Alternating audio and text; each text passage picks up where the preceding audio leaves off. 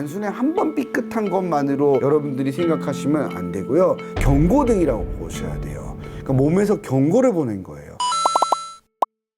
등 통증의 가장 흔한 원인은 염좌예요, 염좌. 윗부분이든 중앙부분이든 아랫부분이든 옆구리든 다 생길 수 있어요. 환자들이 제일 많이 얘기하는 건 담에 걸린 것 같다라는 표현이에요.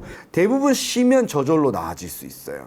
그리고 약물 치료나 물리 치료나 주사 치료 등으로 충분히 치료가 가능한 질환이라고 보시면 되겠고요. 그래서 염좌라고 하는 게 단순히 한 번 삐끗한 것만으로 여러분들이 생각하시면 안 되고요. 내가 계속 담이 잘 걸리고 염좌가 자주 있게 되면은 뭔가 내부에 내재된 문제가 있는지를 꼭 체크해 보는 것이 좋습니다. 다음은 악박골절입니다. 굉장히 이제 흔한 비외상성 골절인데요. 나이가 많은 노인, 우리가 65세 이상이나 여성 골다공증에서 빈번하게 생기게 됩니다. 악박골절은 골다공증성 골절이기 때문에 외상의 과거력이 뚜렷하지가 않아요. 아주 심한 골다공증은 재채기만 해도 골절이 발생할 수 있어요.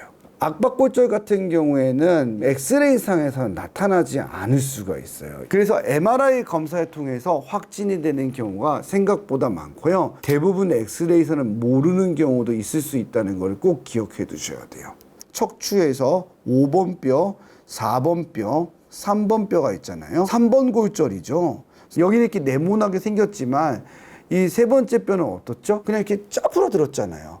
그러니까 엑스레이상에서는 3번 골절이 의심이 되는데 MRI를 찍어서 확인해 보면 바로 1번 뼈에 골절이 발생한 거예요. 이렇게 으스러지면서 깨지는 형태의 뼈들은 겉의 형태를 유지하는 경우가 있고요. 뼈 자체에 멍이 드는 형태로 깨지는 경우도 있어요. 그래서 일정 수준 이상의 통증이 고령의 나이의 연령대와 그리고 골다공증 이런 위험인자를 가지고 있다면은 MRI 검사를 통해 가지고 확실하게 진단을 해보는 것이 좋을 수 있습니다.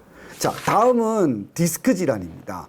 등 통증도 디스크 질환하고 연관성이 있어요. 디스크 하면 허리 통증 아닌가? 엉덩이 통증, 다리 저림 이런 거 이야기하던데 그렇지가 않은 경우가 생각보다 많습니다. 흉추 1번과 경추 7번과 같이 아래 부위의 목 디스크는 날개뼈나 아니면 등의 윗부분으로 통증이 많이 와요. 그래서 환자분들이 대부분 올 때 목이 아프다라고 오시기보다는 등이 아프다, 날개 쭉지가 아프다 이런 형태로 많이 오시게 되고요.